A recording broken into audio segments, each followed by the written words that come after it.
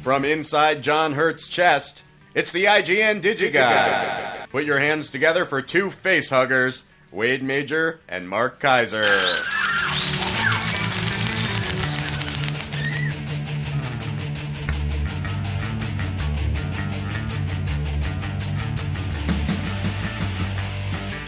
Oh, we do love us a good Alien reference. That's always a lot of fun. Corey, which fan sent that in? That was courtesy of Alexander Berlika. Alexander, who in Belarus is probably not enjoying the same kind of winter weather as we have here. Well, it was cold for a while. Yeah, it was cold for a while. Mark, tell the folks how it's been for the last few days. Well, the last 2 days it's been hot, like in the 80s, or low 80s, high 70s, low 80s. It's like a summer day. It's today, seriously. I don't like it.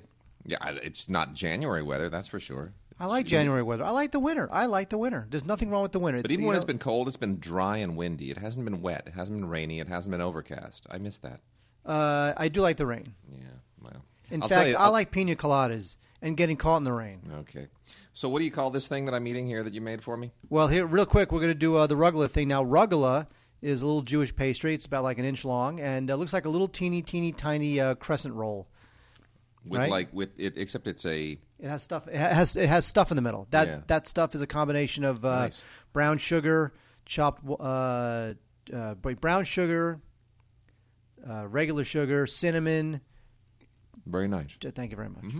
Soft, right? Mm-hmm. Right. Very good. Very nice. You should open up your own bakery or something. By the way, we got an email from Eric Altieri. And he had something very interesting to present to us, and I told him we were going to do this. Now, here is the email. Yep. Hey, Mark. This one was for me, Wade. All the emails are always for you. This one? Yeah. It's for me. For Christmas, I got a great vegan pie cookbook. I've been vegetarian for quite a while, vegan for 3 years, so this cookbook was a great treat. I've tried this cheesecake recipe and found it not only really easy, but delicious as well, so I thought I'd send it your way, as you've been baking up a storm recently. I've attached a few scans of the recipe as a PDF. So, Eric was nice enough to send us a cheesecake recipe. It has a graham cracker crust and blueberry bliss cheesecake, which I'm going to make either I think I'll make it 2 shows from now, since I'll have more time to make sure it looks good. But Eric Altieri, thank you so much for that. That is awesome. I love cheesecake. Vegan cheesecake sounds good to me. As long as it's cheese and cake. That's all that really matters. Yeah. And graham cracker crust. By the way, Wade, you know my theory on this. Every entree or appetizer tastes better with Thai peanut sauce, and every dessert tastes better with a graham cracker crust. That is my theory. I've never heard that theory. I'm inclined to buy into it. Right. Seriously, Yeah. Name one thing that would not taste better with Thai peanut sauce. Put it on a hamburger.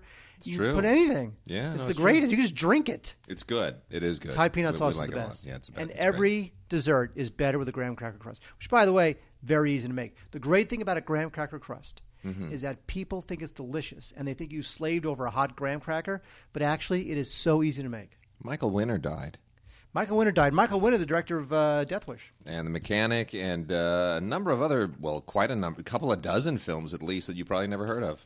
Well, because they sucked, but he was a real bon vivant kind of a guy, and that's why Wade and I were talking before the show about how a guy who he retired to become a restaurant critic. He was hilarious on Twitter. He was a real kind of a gadfly, bon vivant, interesting guy, great writer. He would wind restaurant critic. That's so weird. But he would wind up doing just like the weirdest, just worst B movies. Yeah. Although Death Wish, for those who were not around at that time, which is to say most of you, Death Wish at the time really struck a chord. It's a good movie. Death Wish, the original Death Wish. Forget all the sequels. And Winner even did 1 or 2 of those sequels. I know he did like Death Wish 3. He might have done Death Wish 2 as well. Hey, you know what? Negligible. Anyway. Boat payments, Wade. Boat payments. Absolutely. And speaking of, let's why don't we roll through some television? Mark, I love it. You good? We'll roll through some TV. First up, we just had some Golden Globes, and there were a whole bunch of them heaped on Game Change, which, as a book, is not exclusively about Sarah Palin, but that seems to be the focus of the movie. Julianne Moore, of course, winning the award for playing Sarah Palin, and Ed Harris is John McCain. That was just strange casting, and anyway. But you know what?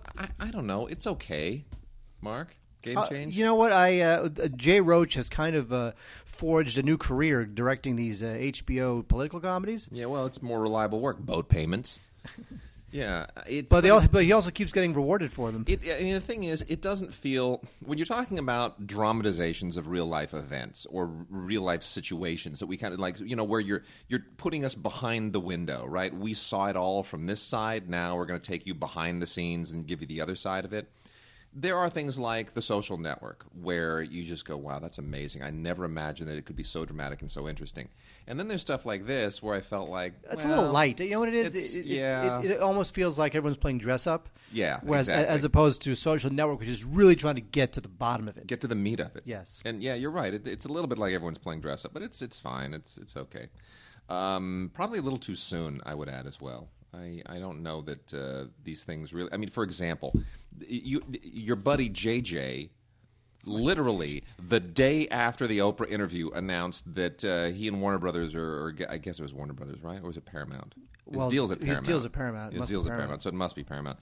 That they were getting together on a movie about the Lance Armstrong doping scandal the day after the Oprah interview. Now, come on, let the pop culture breathe a little bit, could you, please? Especially, it's very hard to announce those things. Maybe he wants the press hit. Yeah.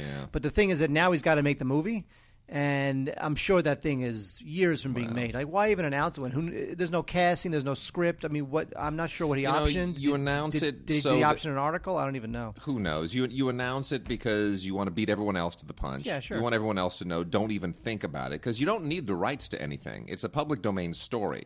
So what you're basically saying is we're on this, and if anybody else, we've already sprayed our territory. So anybody else thinks they're going to beat us to it, you got another thing coming, which is always dumb to do because there are a lot of other big hitters out there.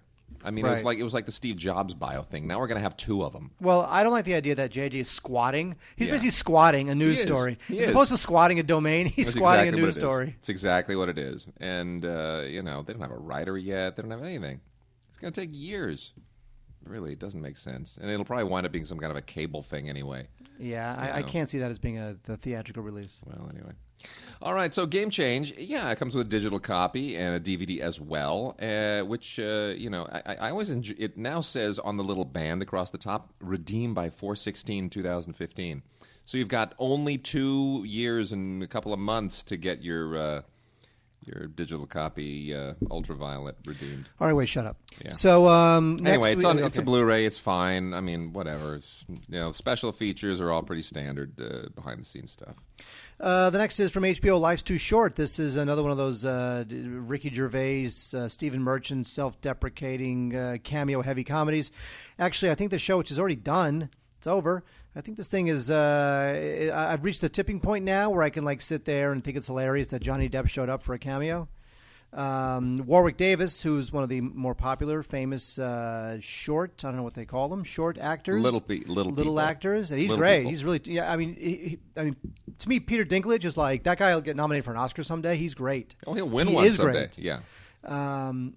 But Warwick Davis, he's been around for much longer. He was in, Willow and all those other films. Anyway, he plays a out-of-work actor. He's kind of a pathetic version of himself, and he's struggling, and he hooks up with Ricky and Steve, and they try to get him jobs. So, Johnny Depp does some stuff, and there's plenty of other cameos. Look, I'm not saying it's not funny. It is funny, but that Ricky Gervais' brand of humor, I think a little of that goes a long way.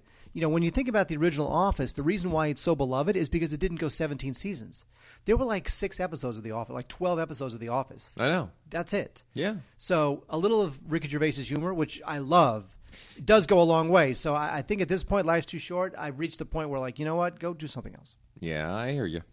Men of a Certain Age to complete the second season. This is another one of those midlife crises shows that are on TV. What's the one with the guys where they're dads? Then they got the baby carriers and all that stuff. Star Wars? Yeah, exactly. Anyway, there's a whole bunch of these that have been around forever. This is this is the latest incarnation of this latest wave of them. The midlife crisis shows. What is it when you're a man and you're trying to deal with family and kids and marriages that are getting old and trying to keep your health and keep your looks and all yada yada yada yada. Well, whatever. I find the show itself a little bit a little bit annoying at this point, although it's a really good cast. Ray Romano playing it pretty straight, to be honest. I mean, not, he's got dramatic chops, and then, of course, Andre Braugher is always brilliant, and Scott Bakula is just Mr. TV. That guy he literally walks into whatever he does, and he does the exact same performance, and somehow it always works, right? And somehow, like, the older he's gotten, the more handsome he's gotten. Yeah. He hasn't, like, all chubbied up or anything. No. He's still a Starship captain. That's lame. You know what? That stuff is not canon to me. That's not canon. The one with the woman. No, the one with the woman is not. Captain is not canon. That show is lame. Deep Space Nine is not. There's only 2 shows: original and Next Generation. Listen to you declaring heresy. Yes. My goodness, Pope Kaiser. So anyway, the show's fine. It's got some featurettes on it and a gag reel and audio commentary for all the episodes. So it's fine. If you like the show, you like the show. If you don't, you don't. Wait, on Blu-ray is the 3rd season of Justified. I don't know how this thing has lasted over 4 seasons. It's really bizarre. Anyway, Timothy Olyphant stars as he's got like an old school marshal, and he goes from Miami to his hometown in Eastern Kentucky, where he dispenses his own particular brand of justice. Wade, don't you understand? Yeah, justice. The show's actually pretty cool. I think this is a decent show. Really? Yeah, I do. I actually think it's a cool show. I mean, I haven't seen enough of it to sort of formulate a really firm opinion, but I think it's a pretty cool show. It is a cool show. It's got some style, and I like him. I really do. He's one of those. He's got a real, I don't want to say John Wayne quality to him or or Gary Cooper, but there's a. There's something. There's that thing, where it's Steve looks McQueen. It's more a Steve McQueen thing, right? It's more of a McQueen thing. He's like kind of handsome and rugged and looks a little bit worn, which is kind of nice. But you know what? He knows how to dial it back. Yes. Yeah, I like that. And the thing with Justified is that even Eastwood. Okay, really? Never mind. Carry on. Will you answer your phone? Don't stop the recording. Wade, what has stopped the show as Wade answers his phone? Wade, answer your phone. Oh, you sucker. You put it on, you send it to voicemail. All right. Anyway, the great thing about Justified, which really helped it out in the early goings, not so much now. What are you doing?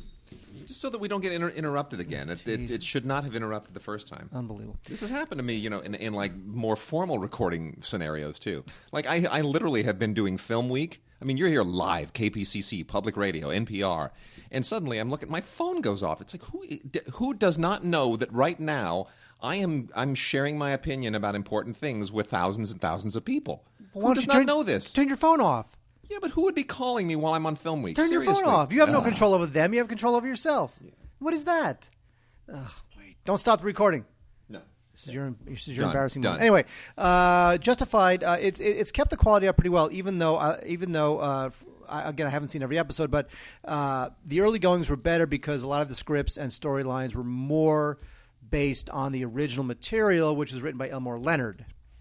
Elmore Leonard had written, actually, it's kind of based on a couple of different Elmore Leonard properties, including Fire in the Hole, one of his short stories, or his novellas. And the early goings were better for me, but still, people kind of like this show, and it's totally cool. Justified, Timothy Olyphant, complete 3rd season.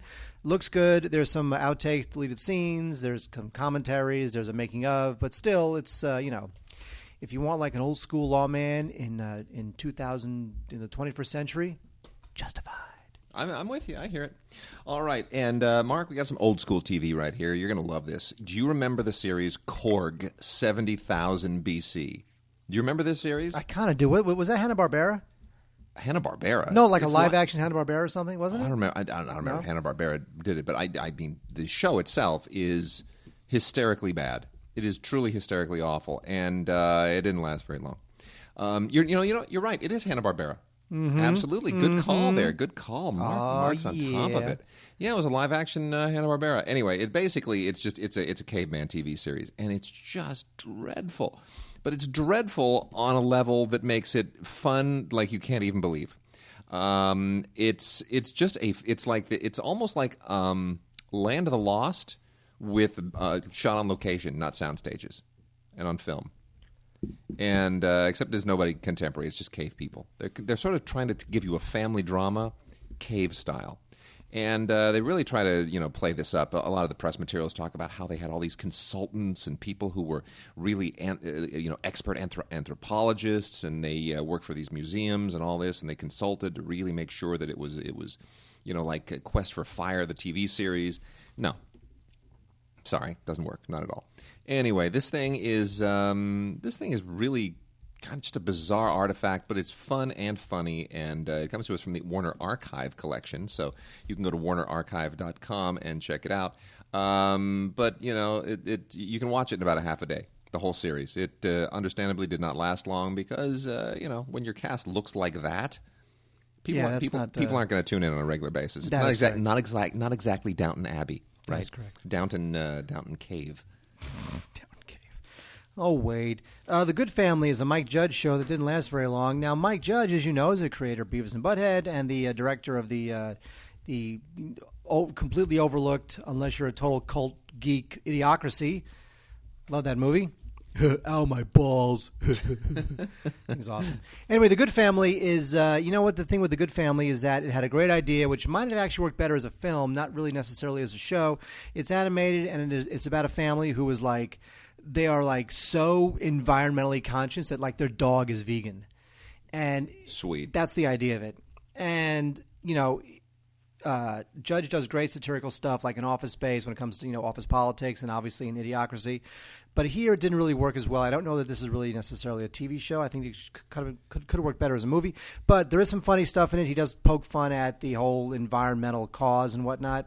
It's got a good voice cast, including Mike Judge, who does a lot of voices on his shows, obviously. Nancy Carell, Linda Cardellini's in it, Brian Doyle Murray's in it, Bob Odenkirk. Oh, my gosh, Brian Doyle Murray looks so old these days. I know. He's Bill Murray's younger brother, for crying out loud. He was on Saturday Night Live with Eddie Murphy and Joe Piscopo and all the rest of them, so they still look good. Yeah, but Brian Doyle Murray has less reason to look good. The guy's never hired. He's never on TV. He's got no reason to keep his looks up. Just go to pot. No one's going to hire you.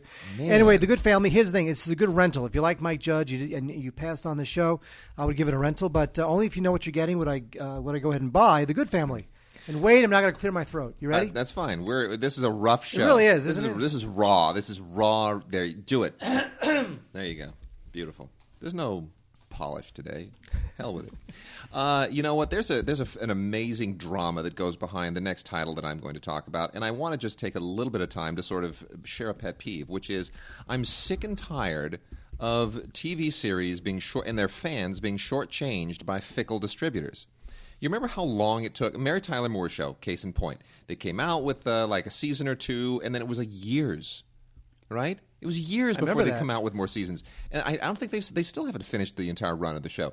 And then you have like one of the Gary Shandling shows.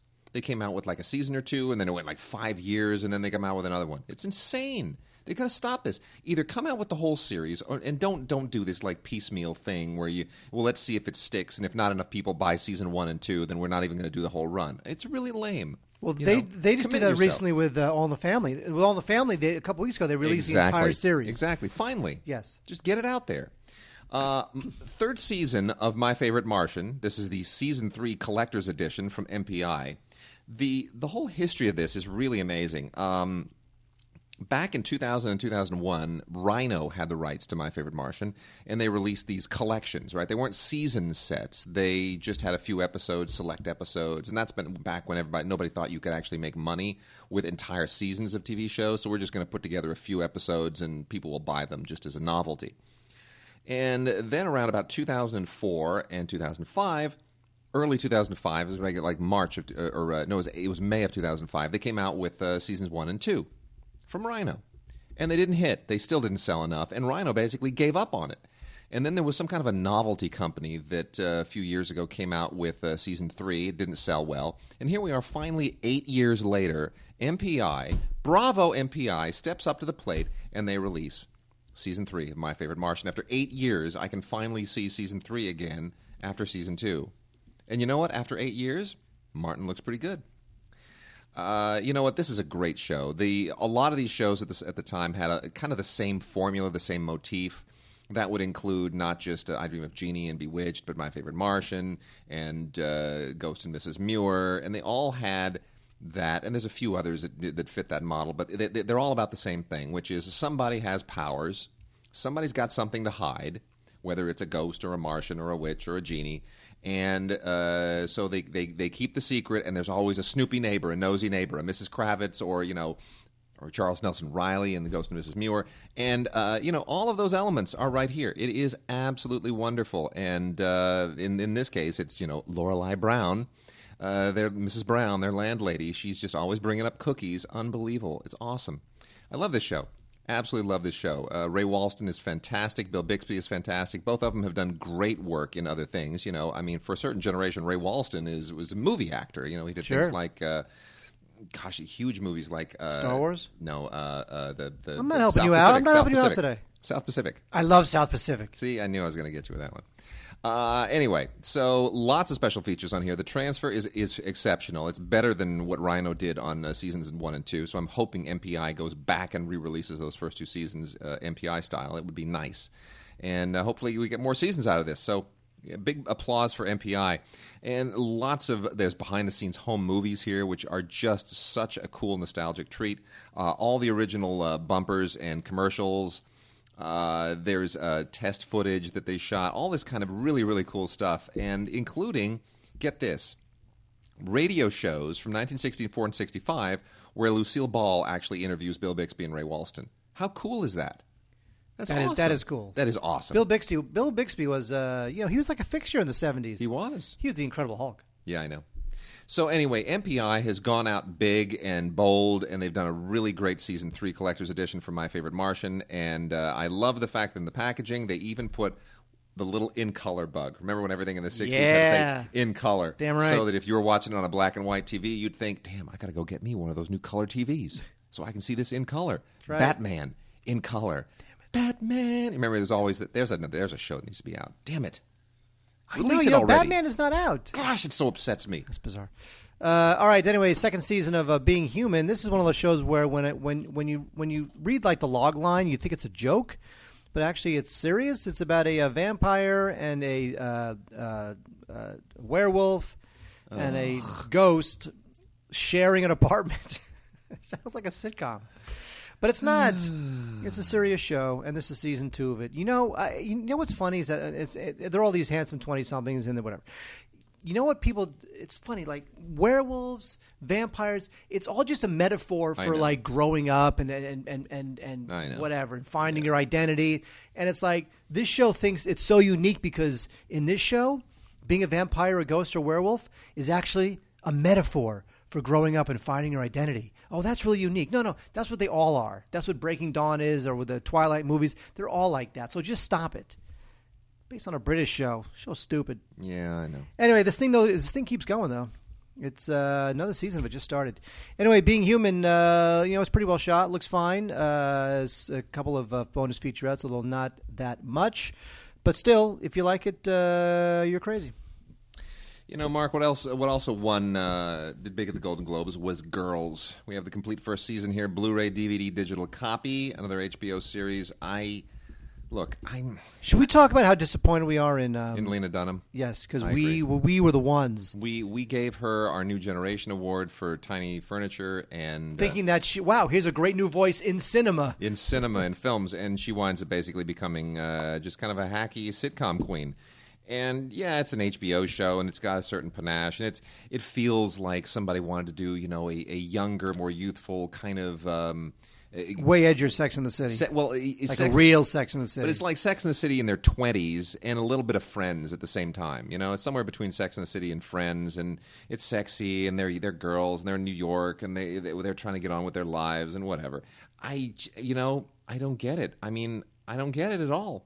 I know it's been big. So wait, do you get it? It's been big with the Emmys and the Golden Globes, but I'm so disappointed in Lena Dunham. She's kind of becoming this caricature. She's like becoming a sitcom caricature, and it's like, come on. And you know what? Don't be that person. You know what? And part of her appeal is the idea that she's a little frumpy, a little quirky, overweight, not a little quirky. Yeah. But you know what? I think that that little shtick is gonna wear thin very quickly. Do something else. So anyway, a lot of features on here, a lot of extras. All of them, It's all Blu-ray, all original high-def stuff, even though you got there's a DVD on here as well. There's extended scenes and making of stuff. There's a conversation with Lena Dunham and Judd Apatow because, he had to go throw his 2 bits into this thing as well, although it doesn't feel as Apatow-y as it does Dunham-y. Would you agree? I would, and you know what? I'm actually fine with that. Yeah, I'm okay with that. I think he just probably lent his name on some level just to get the thing done, or to get the thing Dunham, as it were. What? Audio commentaries on 5 episodes, and then a Lena Dunham interview on Fresh Air, which of course is a an NPR show. On Fresh Air. Yeah, I hear that all the time because I'm always down at the station whenever they're airing it. Anyway, so there it is. There's a funny scene in Family Guy I'll show you hate for some reason. There's a funny scene in Family Guy where this family, this woman, she's leaving to go to work for the day, and when she leaves for work, she turns on the radio so that her dog has some oral company. Oh, of course. So the woman turns on the radio. It's NPR, and then she leaves the house, and so you hear that the dog is at the front door, and the woman has just left, and on the radio you hear, "This is Terry Gross with NPR," and the dog starts clawing at the front door to get out, and he starts clawing more frantically, and it's like his paws start bleeding and falling off because he can't get out of the house, and Terry Gross is going, "And this is NPR. Today we'll be talking about..." Oh, it's too damn funny. All right, speaking of too damn funny, here's something that's not too damn funny, which is episodes, and this show is so poorly received that Showtime has put, or CBS DVD has put seasons 1 and 2 on the same DVD set.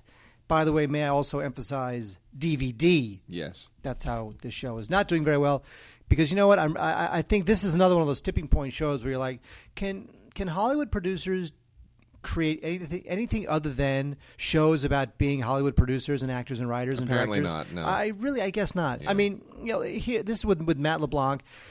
The show is about this British sitcom couple, and they go to Hollywood to remake their British series for American TV, and the network makes a lot of changes. They wind up casting Matt LeBlanc as the lead role, so Matt LeBlanc kind of plays Matt LeBlanc.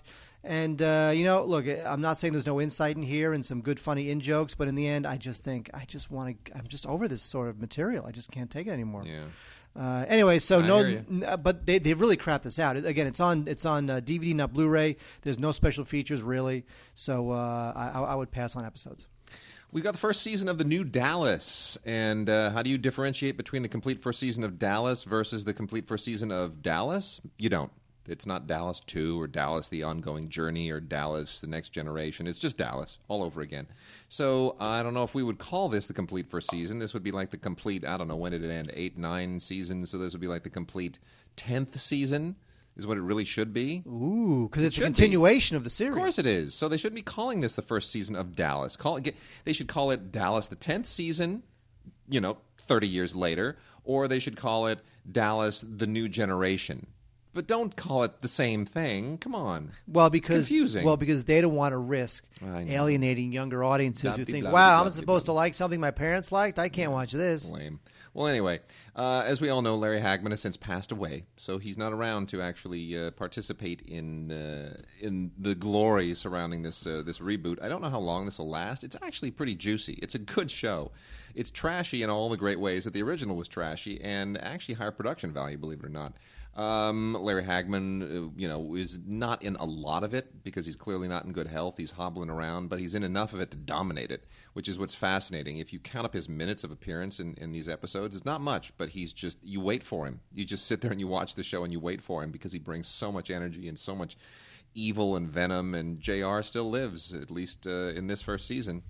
And, of course, you also have Linda Gray came back and Patrick Duffy came back. And the whole idea now is that they have grown sons who are carrying on their parents' respective legacies. And, of course, Bobby's son is the good guy and JR's son is the ruthless guy, and, on and on and on. And the biggest thing for me is that Victoria Principal is not in the show, and I'm really disappointed by that. But it's okay. So got a bunch of special features. They're all featurettes and, standard EPK type stuff, a commentary on the pilot and some deleted scenes that are negligible. But otherwise, it's a very decent DVD first season for Dallas. If you are a fan, it's really a great continuation of the show.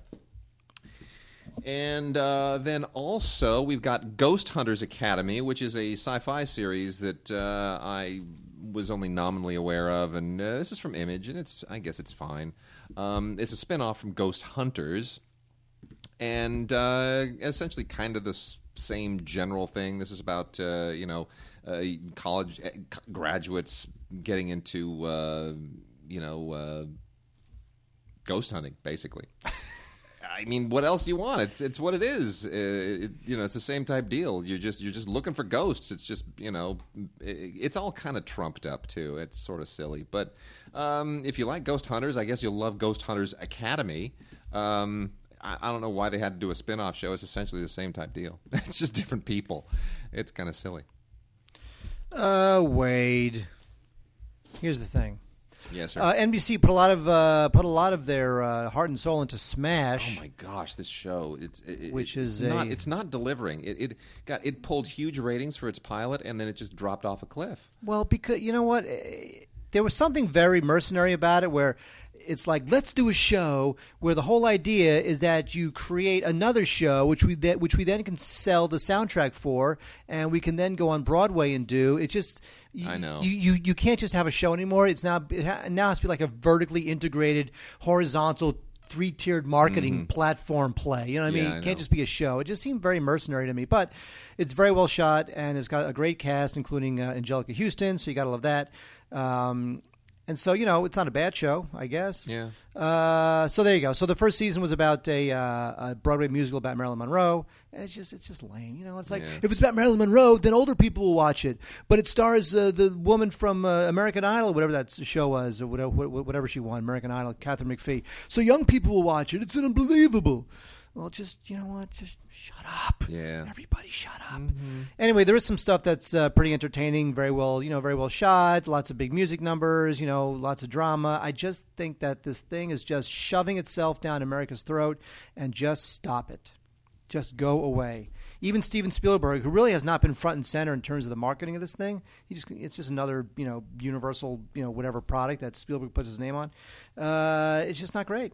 It's just not great. Spielberg has to stop putting his name on everything. That's all I can know. say. Yeah, and not a good move, as long as we're on the subject, not a good move that literally within 24 hours of having Oscars and Oscar glory heaped on your very legitimate and very patrician film work, Lincoln, not a good move to then say, oh, and by the way, I'm going to executive produce in Godfather Jurassic Park 4 in 3D. I mean, talk about letting the air out of the room. Oh, gee, thanks. I know. He really... Come on. Bad timing. He should not be encouraged to do that. I mean, look, all he's really doing is just protecting the theme park ride. Yeah, who cares? All right. Also, we have on DVD, not Blu-ray, is Dance Moms. Now, Dance Moms is a reality show about dancing moms. This dance company where all the dance girls are between like 6 and 13, and I don't know why they decided to release this in volumes, because we have season 2, volume 1. In one disc and season 2, volume 2 on another disc. I don't understand. What's the point? Is this thing that popular? No. Stop that. God damn it. TV sucks. Anyway, this is just another one of those just stupid reality show circuses where some lady pretends like she's a hard ass and she's freaking out the moms and making the kids cry, and it's just horrible. All this stuff is just such manufactured dreck. Anyway. Well, you know what's not bad. Enlightened, complete first season also from HBO. The new season has begun, so this is a big promotion for the new season as well, to release this onto Blu-ray. And this is the Laura Dern show, which she co-created and which also features her real-life mom, Diane Ladd, playing her on-TV mom. And it's kind of like a weird, slightly tweaked version of Eat, Drink, Pray, Love, Sleep, Dog, Magenta for television, whatever that movie was called. Eat, Pray, Love. Magenta. You like Magenta? It was a little non sequitur. I'm not sure how that got there, but all right. Not either. You made it work. Thank you. Not. Anyway, the complete first season of Enlightened. She melted down. She just couldn't handle her whole life pressure, stress thing, and she went into this new agey kind of recovery, and she comes out a new person, and she's going to change everyone and the world around her. Luke Wilson, not bad as her ex-husband. Laura Dern is terrific in this show. It's just quirky enough. She wrote a great part for herself, and it's fun. It'll be interesting to see where the show goes. I'm not sure that there's enough direction to sustain it for a few years, but HBO doesn't seem to care about that. They're okay with shows that last 3, maybe 4 years, and then do something else. So I kind of like the model. I think this might be something that'll fly for a few years. So I'm curious to see where it goes. And then we also have Anger Management, Season 1, Charlie Sheen, the show that nobody actually thought would ever happen because after the whole 2.5 Men fiasco and his very public crazy meltdown for a month and a half, I mean, let's not forget, that was a wild 6-week ride. That was awesome. That was really a wild 6-week ride. His live show that was a complete catastrophe. His weird little live web things. Yeah. People saying he's going to die. Tiger blood. It was way overboard. And he leaves the show, and everybody thought it's all over. And then suddenly now he's making it's like more money than he made on 2.5 Men to do Anger Management. Well, that thing is weird. Well, that thing just got an unprecedented 90 episode back order. I know, it's nuts. But the thing is that look, here's the thing. And it's an FX show. We should say it's on FX, and it just started its new season. And look, the whole 90 back order thing is really not necessarily a. It's not a thumbs up as to how great the show is or how popular it is. Yeah. They can if they can bang out 90 episodes in a couple of years for free, like just dirt cheap, they will have so much programming that they can then sell overseas and they can syndicate out. So it's not even a function of 90 episodes that are going to be good. It's 90 episodes that can be fast and cheap. Well, and the show is fast and cheap. I mean, it's not 2.5 Men by any means. It's okay. It's fairly routine sitcom stuff. And the funny thing is those 90 backstopped episodes were greenlit based on only a 10-episode mid-season replacement first season. I mean, this first season that I have here in Blu-ray is only 10 episodes. You know, it's not a lot on which to say, we love how those 10 episodes did, let's just blow it out with 90. Usually you just make a second order and order another season. So I don't know. Very interesting. It's a total finance deal. Yeah, it is. It has nothing to do with the quality of the show. Anyway, it's a Blu-ray of a sitcom. What do you want? It's fine. It's not going to win any awards from a beauty competition, but you've got some gags and an interview with Charlie, and that's it. So if you're into it, fine. It's okay. I don't see anything special about it. All right. Do we have movies? Yes, we do. Talk about TV the whole time. Why don't we? Yeah, no, we got. Do we have a Vox box? We have letters. I was just going to say Vox box. We got a Vox box. Yes. We have a Vox box. We have a Vox box. I can sing the song. Yes. Let's sing it now. Do it now. It's Vox box. Hey, Wade and Mark. It's Lance, the one and only, and thank God for that. So I'm listening to an interview of Lana Del Rey, who's a singer, who's really cool, by the way. I dig her, totally. But the interviewer is talking about, they brought up Sissy Spacek, as we know her as Sissy Spacek. And the interviewer called her Sissy Spacek. And that got me thinking, there are certain actors that we know that, their names are pronounced a certain way, but in Europe, their names might be pronounced a totally different way. And have you encountered any situations where you've discussed an actor or even met an actor and they're referred to or their name is pronounced a different way? Now, I know this sounds like a lame question, but, I'm listening to this interview, and the guy goes, he's talking about Sissy Spacek, and I'm like, who the hell is he talking about? And it dawned on me, oh, of course, Carrie. Carrie herself. So, anyway, yeah, what do you think? You got anything for me? Lance Taylor, awesome question. And, it's totally true because people mispronounce their own family names at a certain point when you come over here. They just you Americanize it, right?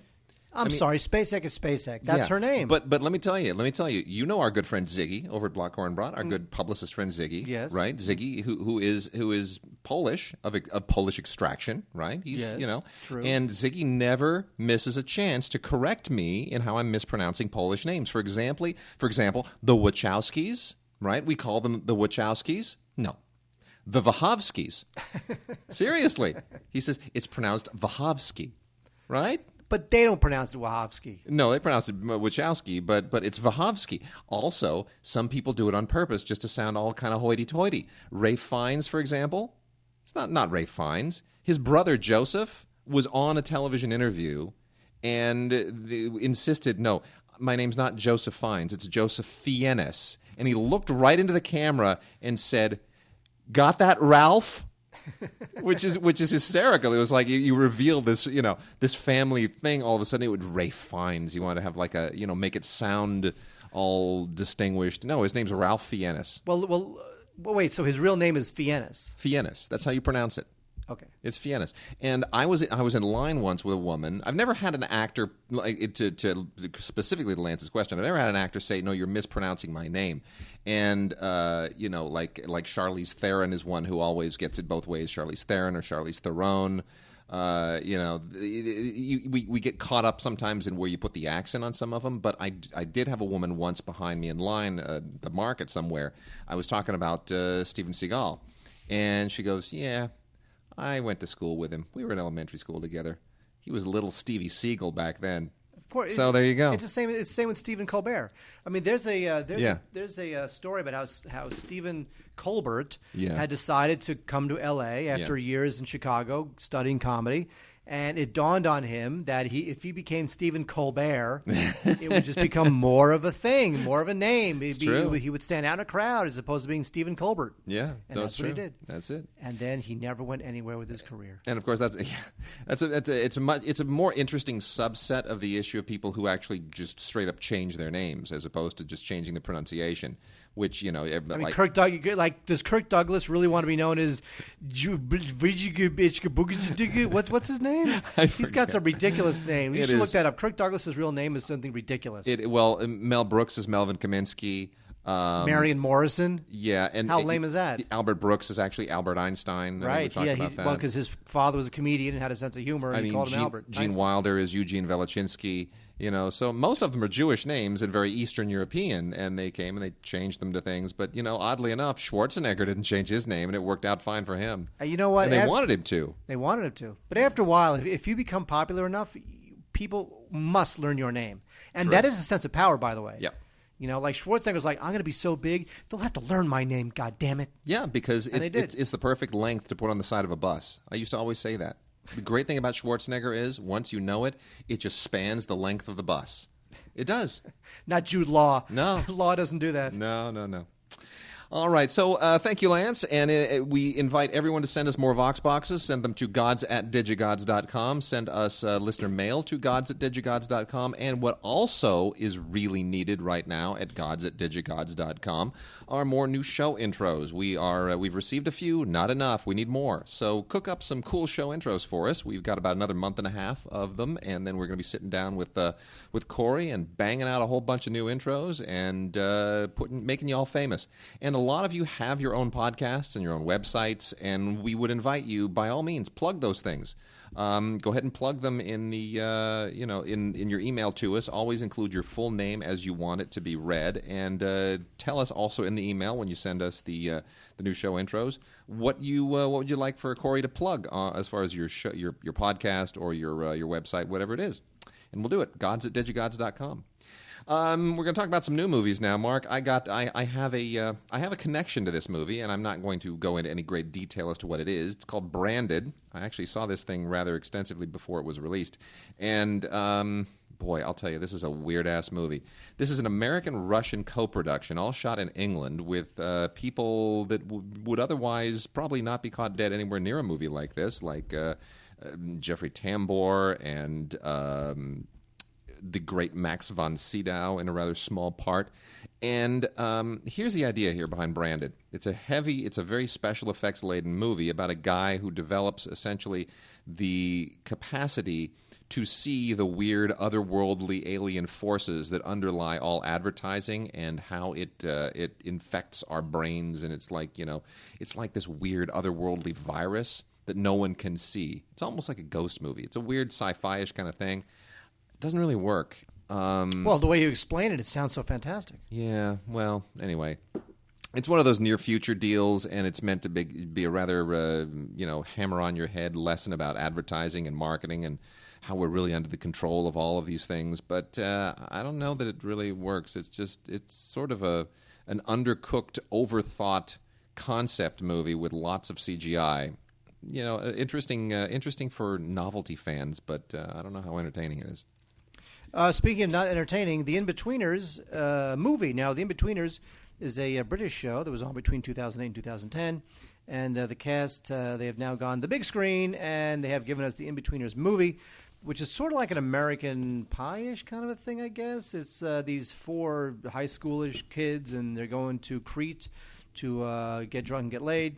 And we've never seen that before. I know. Well, the whole idea is that there's a whole lot of, scatological humor and references to, whatever, getting drunk and getting laid and all that sort of stuff. And I just, what is this giving me that I haven't seen 175,000 times before? It gives me nothing. Except it does feature a guy named Simon Bird. And really, that's got to mean something. Nice. Anyway, it's a piece of junk. All right. You know what? One of the movies that I thought was incredibly underrated last year, and it had a little bit of heat during awards season, but never really kind of capitalized it into anything. End of Watch, Mark. I like End of Watch, even though it uses that found footage device that it doesn't need to. I actually thought that there's a lot of really interesting stuff here. This is written and directed by David Ayer, who has made a career out of doing movies that are all predicated on the LAPD, starting with Training Day. And this may be the most interesting of all of them because it's not about like conspiracies and crooked cops and who's hiding what. It really is like a really gritty day in the life of a couple of beat cops in L.A. It's like Adam 12 elevated to a much more realistic level. The only thing that detracts from it is the fact that Jake Gyllenhaal, who co-stars in it with the amazing Michael Pena, Jake Gyllenhaal is taping the whole thing on his own little camcorder, which he puts on the dash and carries around with him. And it eventually deviates from that whole found footage thing and all the rules that go with it. But it didn't need to do that. He could have shot this straight and still had the exact same movie. You didn't have to sort of know that Gyllenhaal's trying to capture his own life and all the events in it. It didn't need that. Yeah, but it's so of the moment, Wade. Yeah, but it didn't need that. It's a distraction more than anything else. But anyway, a lot of good featurettes here. Terrific commentary with Ayer. People shouldn't really bag on him for specializing in this arena because, look, John Ford made Westerns. This is basically what he's doing. He's making cop Westerns in Los Angeles. And he knows more about it than anybody else. The authenticity is terrific. It's really well directed. It's incredibly well written. But most importantly, the acting in this movie is awesome. The scenes where they're just in the car together talking to each other feel so real, feel so spontaneous, you can't imagine that anyone scripted it or even rehearsed it. It's great. Ask me why I never saw this movie. Why'd you not see it? Because I missed the screening. Yeah. So I waited until I got the screener, right, for awards time. You know, people were saying Richard Pena, whatever his name is. Michael Pena. Michael Pena might be up for a LAFCA award, maybe. I go, wow, looking forward to seeing this. Pop it into the PlayStation 3. Disc doesn't work. Bummer. Well, anyway, this is a Blu-ray, DVD, digital copy, and ultraviolet combo set. It's not going to be the most beautiful Blu-ray you've ever seen. It's not designed to be, but it is. It's an awfully good movie. I highly recommend it. It might be more a rental for most people, but really, I'd watch this again. I'm happy to have this on the shelf. Wade, you're about to kill me because there's a movie called The Possession. Which you tell me you like this, I swear I'm going to jump over there and I'm going to... No, I can't say I liked it, but I will say that it is not nearly as bad as I thought it was going to be. This movie sort of... Here's the thing. When you read the log line, you're like, this thing's going to be a piece of junk. This girl finds a wooden box at a yard sale, and the wooden box, has ancient spirits in it, and she winds up, being possessed by this evil force. And you're like, you got to be kidding me. Well... The movie is sort of like, remember The Exorcism of Emily Rose? Oh, yeah. A film that you have to admit, even though it ultimately wasn't great, it really did take a lot of time to kind of discuss the religious implications of what it was talking about. It wasn't just like a boo film. It really kind of took a little bit of time, which I liked, which I kind of liked. Now, hang on. The Possession is sort of in that vein. It's... First of all, the parents are Jewish, which is always kind of interesting to me because me being of the Semitic tribe, I like that kind of stuff. And some of it is pulpy, but you know what? They spend a decent amount of time with the parents, played by Jeffrey Dean Morgan and Kira Sedgwick, who are getting divorced at the time or they're split up, and they really do kind of take the characters more seriously than I would have imagined. So even though eventually it does sort of collapse under the weight of its pulpiness and stupidity, it's better than I thought it was going to be. The Possession. I would not have named this movie The Possession. Yes.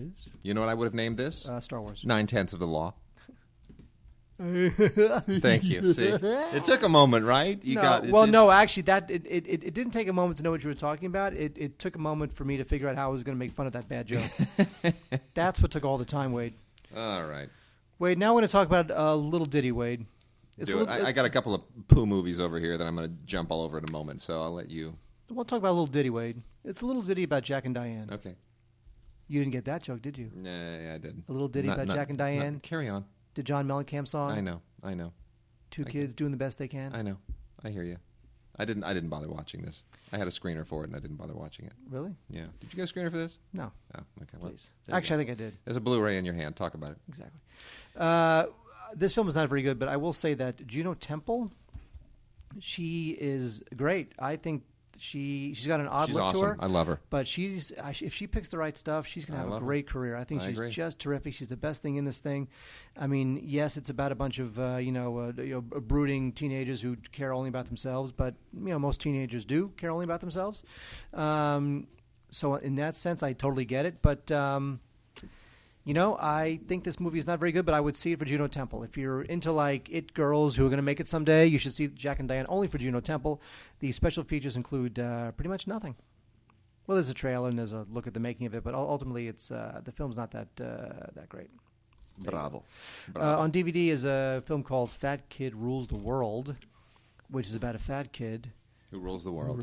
It's not a very good movie. This is directed by Matthew Lillard. Yeah, it's every actor seems to want to direct a movie at some point, and Lillard figured, well, I've got a little bit of juice again. I vanished after Scooby-Doo, and then I got a new lease on life with The Descendants, so maybe I'll go and I'll try my hand at directing a kids movie, a movie about kids, and see if I can get a little bit of indie juice. And he's not going to be directing anything, and anytime soon, he's not going to be doing this. So. Well, I will give him credit because it's not at least to me, it wasn't a total, complete, and utter misfire.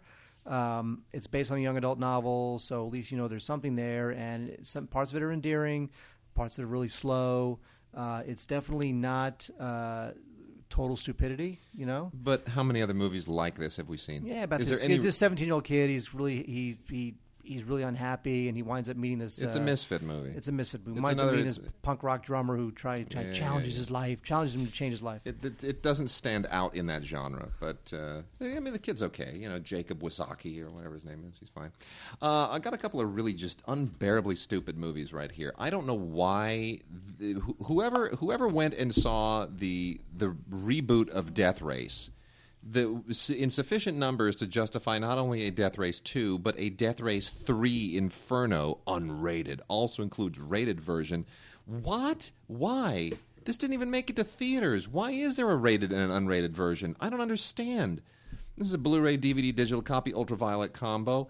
There's no one in here who you would want to see. Ving Rhames and Danny Trejo, they're in everything. This is not distinguished. Luke Goss? Who's Luke Goss? He's some kind of just B-level guy. The whole thing, it's just more of the same. It's horrible. Why, angry Wade. Why did they do this? Why do this to me? Angry Wade. Terrible. The only thing that makes this different is that it's now in the desert. Oh, it's in the Kalahari in South Africa. But big deal. It's all the same macho explosion car crap. It's the same reason why they do all those straight to DVD sequels. I mean, why would this be any different? But see, the original Death Race was campy. It understood it was poo. It understood it. And speaking of, it camped it up. Speaking of poo, I got a Blu-ray here called Universal Soldier: Day of Reckoning, another series that never should have gotten this far. This is like the fifth one of these movies. And this is the first one for several movies that brings back Jean-Claude Van Damme and Dolph Lundgren. So Van Damme was back for a couple of these, and now Dolph Lundgren comes back. And so finally, for the first time since like the second one, I think it is, that they're together again in one of these things. And it doesn't really connect to the others very well. It doesn't make any sense whatsoever. They're both really minor figures in it. The movie really centers much more around an entirely different character played by Scott Adkins, and he's just another kickboxer. And in this case, it's like he's, some kind of Universal Soldier who doesn't remember that he's a Universal Soldier, and then there's clones, and there's all this other crap that goes on. This thing was released in 3D. I didn't see it in 3D. I've watched it on regular DVD and as much as I could tolerate on the Blu-ray. It's indistinguished in both cases. And the worst part of this, Mark, all of this, like, old Universal Soldiers are all plotting to take over the world crap with Van Damme as now their new demigod who's going to lead them in their conquest of the world, which makes absolutely no sense. The whole thing is like a half-cocked Apocalypse Now ripoff at the end, with Van Damme actually being Kurtz, to the point where he actually has Kurtz-like makeup on his face at the end. And these guys are in the jungle, and they're worshiping him. And I almost expected Dennis Hopper to jump out and go, "He's a genius. He's incredible." Is he a kind man? He's just horrible. This is just a dreadful movie, dreadfully made, directed by the guy who's done like 3 of these things now, by the name of John Hyams. Mark? Ooh, is that Peter Hyams' son? It sure is. Really? He's far less talented than his father, and I don't know that's kind of damning with less than faint praise. I don't know what you would call that. Anyway. Peter Hyams has done good movies. Yeah, not in like 20 years. Well, his time is over. It is true. Anyway, his son should not be making movies. This is just really, really bad stuff. So, anyway, that's Universal Soldier Day of Reckoning. Unless you really feel like you needed more closure to this series. I did. Oh, boy. John Hyams directed some episodes of NYPD Blue. Yeah, I know. All right, Mark, we got a few minutes left in the show, so let's do the Time Warp again. You know what? I want to make I've let this slide for a couple of weeks. I want to make mention of some great new Film Movement titles. Film Movement, I love the people at Film Movement. It's just such a great model. It's unique in the entire business. If you go to filmmovement.com, their Movie of the Month Club is like a little mini film festival in your mailbox every month. It really is. It's a mini film festival in your pants. Exactly. Well, thank you for going there, Mr. Kaiser. No, this is really a terrific model for a business, and I love the Film Movement approach. They go to festivals and they go to markets, and they really find interesting, cool little movies from all over the world, from the United States and other places, and they always include 1 or 2 short films, and it's always interesting stuff. Small, Beautifully Moving Parts is a wonderful, quirky little American indie, only 73 minutes long, from co-directors Annie J. Howell and Lisa Robinson. And it's kind of it's one of these woman finding herself type movies, a little bit of difficult, dealing with the odd, quirky difficulties of life. It's wonderful. It's called A Coming-of-Age Parenthood Tale for the Internet Age. I won't tell you exactly why that applies to the film, because there are certain things you shouldn't really know going in. But it's a nice, cool, refreshing, and insightful little movie that also includes a couple of short films done previously by the 2 directors. One by Lisa Robinson called Headstand, and another one by Annie J. Howell called The Failure of Pamela Salt. Very talented women. I hope they make more movies. Also, another American indie called Prairie Love by Dusty Bias. Again, super short. You could watch this thing while you're fixing dinner. 81 minutes long, which includes a really, really cool short called A Family Portrait, which is awesome. I almost think Family Portrait is the real reason to get this. It's a terrific 5-minute animated short from the UK that is just outstanding. As for Prairie Love itself, it's fine. It's not one of the best Film Movement films I've seen, but it's got some nice performances in it. It takes place in North Dakota, kind of tries to have a little bit of a Fargo quality to it, but it's good. It was at Sundance, and didn't get a lot of traction after that, but it's worth checking out. Then we have from my beloved France, The Day I Saw Your Heart by Jennifer Devolder, along with the bonus short film from Canada, a terrific little animated short, Don't Tell Santa You're Jewish, which is awesome. I'm amazed by some of these animated shorts, Mark. They're really, really terrific. The Day I Saw Your Heart, another really interesting film from a female director, which did very well at the Berkshire's International Film Festival. Did you know there was even a Berkshire's International Film Festival? I knew there was a Berkshire Film Festival. I did not know it was international. Yeah. Which, by the way, could just be Canada. That would be international. Well, anyway, this also gets into all the anxieties of parenthood and the difficulties of relationships. The Day I Saw Your Heart, really very nice, with Melanie Laurent, who I adore. Remember, Melanie Laurent was in Inglourious Bastards. Yeah, she's beautiful. She's terrific. We interviewed her. That's Remember? right. We did. See, you'd forgot about that. Anyway, Melanie Leroy is in this with Michel Blanc, who is a terrific actor and filmmaker, by the way. Michel Blanc won Best Screenplay once at the Cannes Film Festival for Dead Tired, Grosse Fatigue, which Woody Allen was going to remake, and no one's ever remade it. Very strange. I don't know what the deal is there. And then also from France is Free Men by Ismail Farouki, which is a really gripping World War II drama set in occupied Paris, centering on an Algerian man. Of course, if you didn't notice, Ismail Farouki is of Algerian extraction, and it's about this young Algerian guy who's just working the black market angles in occupied Paris under Nazi occupation. And what's really interesting here is this is the first film I've ever seen that gets into the role that Muslims had in the resistance, in the French resistance, which is interesting because it gets into the relationship between Jews and Arabs in France during World War II, under occupation. And that's a dynamic I've never seen in another movie before, and it is really, really interesting. And I think Farouki does a great job with it. So bravo to him. This was at Toronto and at Abu Dhabi, and it includes the short film Lustig, which also has a World War II concentration camp theme. So it's very nicely paired. They're very, very sharp about that. So well done there. And then two more, Corpo Celeste from Italy by Alice Rohrwacher. These are a lot of female directors this week. This is pretty cool, right? Right? Nah, Film movement? You're I'm not bored. even paying attention. Nope. You're J-dating, aren't you? Actually, I'm not. I would tell you if I was, but I'm not. Okay, that's great. Well, anyway, this is an Italian film that also comes with a German short film. They are both really, really good. The film itself, Corpo Celeste, was at the New York Film Festival and features also, like all of these, just really, really terrific performances. Honestly, really terrific performances. The story here is it's just character-driven stuff. It's not a lot by way of plot, but it deals with personal. How do I describe this without giving everything away? It deals with a 13-year-old girl's personal spiritual journey by way of Roman Catholicism, and it's extremely well written, very well directed, and I think this was also at the Directors Fortnight at Cannes. So terrific film there, Corpo Celeste. Also at Sundance, by the way. And then a big festival film here was Found Memories. This was at Venice. It was at Toronto. This was very well received. This is a Brazilian film directed by Julia Murat, another female director. And I don't want to say that this is